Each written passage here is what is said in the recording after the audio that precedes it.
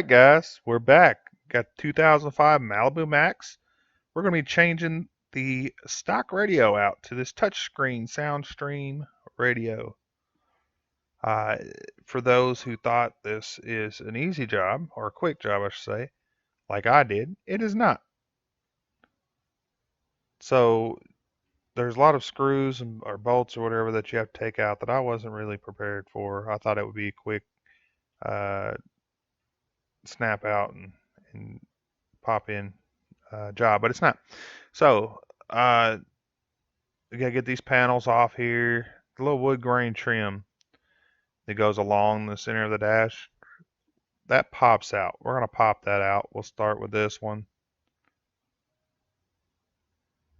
and then we'll go with that one. And then there's one on this side right here we gotta do too.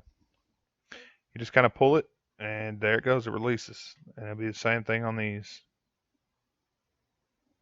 Yeah, just kind of set them out of the way. That'll actually let you access the bolts, 7mm bolts. You can't see because this camera is junk. Do not buy a fake GoPro off a Wish because it is junk and it's a waste of money. So I no longer use it.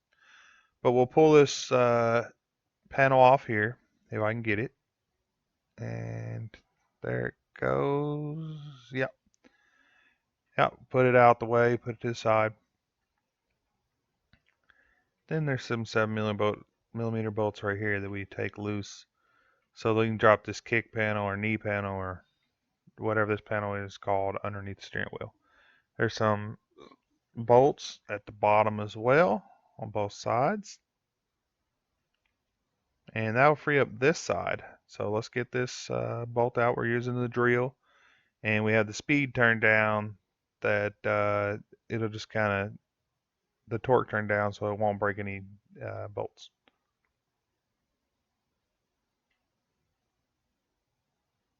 So we got this loose out of the way. You can see at the bottom, part of that was holding on the plastic tab. And then at the top right there, it was holding on the plastic tab for this radio surround. So we're going to switch to the other side and do the same thing. Gotta get that little wood grain off. There's a bolt at the bottom. And then right beside that, there's another bolt at the bottom. I don't know if you can see it. We'll probably have to drop the glove box out of the way first. Then there's 3 bolts up top. One there, one in the center, and one on the end. To get this glove box off, you just kind of squeeze the sides. And, well, this one's being a pain. I'm going to use both hands here. Just kind of squeeze the sides, let the plastic tabs get past the thing that holds it. And there it goes, finally. So now you can see this other bolt I'm talking about, kind of. It's kind of in the back. It's a pain to get to. I had to use a socket with a nut driver or screwdriver kind of thing. And what that's going to do when you get all these out, you just bring it down enough to allow you access to pull this panel out. The fan's back there if you ever need to change the fan. Pull this panel right here out of the way, the last piece of wood grain strip. Got all the bolts out, and there it goes. So now that it's all free, that was a pain to get to, of course. Now we can pull this radio surround out of the way.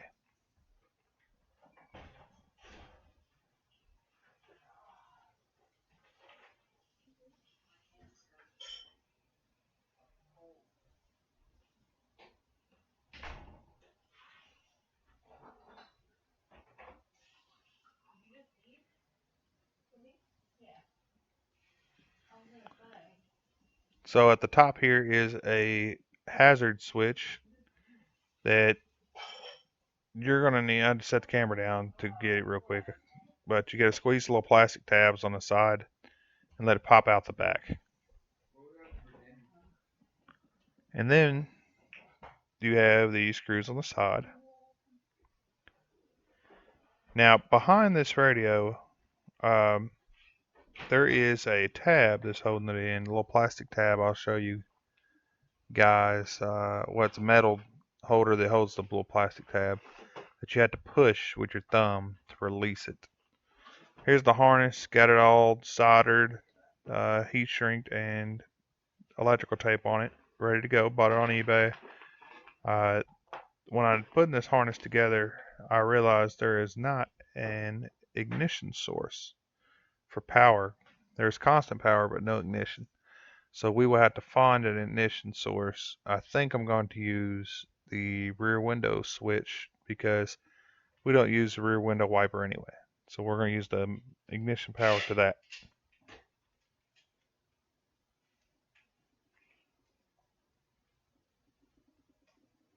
This switch here, we'll pull it out the back and find which one the ignition power is.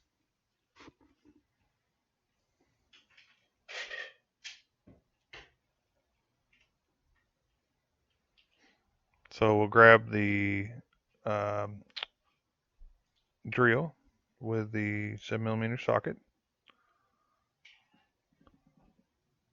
Get this out of the way. Yeah, we're gonna have to run the USB power, or the USB that you could hook up for Apple Play or Android Auto, so that your phone will mirror onto the screen, which is a pretty neat feature for this touchscreen. GPS and everything just mirrors right on.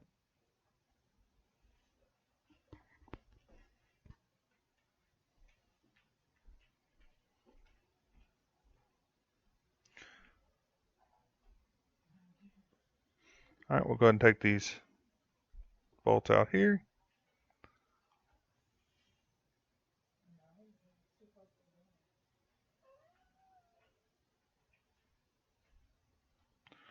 Also, we're going to take the bolts out of the AC heater control. We'll unplug it and put it out the way because it's going to be in the way, and we'll need to connect it to the new plastic piece for the radio, which we already have installed on the radio. There's a radio kit. Just got it off eBay. All right, here's this little, well, actually, here's the harness for the window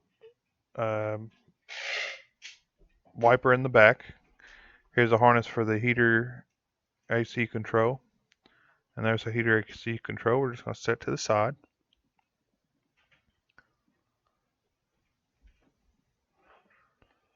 See, it kind of was stuck there. And there's a tab in the back. You're just going to push that. That metal bar, the tab that you push, the metal bar that is holding this little plastic tab here, it's going to have to come out, but you just kind of wiggle it and it snaps loose. So we got the radio in, mocked up anyway, and we had to find the ignition source. So we tested the 2 wires. I thought it could be on this 4 wires plug. The yellow or light yellow wire is constant power, so that didn't work. So now we are testing the olive or light green wire. So we'll turn the ignition on, and if this works, of course, we'll get this one soldered up, heat shrink, and wrap it in electrical tape. And let's see. Yep, we have power. So here in a second, we will turn this off. We're gonna let it load up a minute. Make sure it loads all the way in. Touchscreen works, all that, which it should work perfect. And then we're gonna turn it off. And if the power goes off with the ignition, there it goes. Then we know that that is our ignition power. And that wire is good to go. So we'll get it all taped up and put away. And it does work. So good.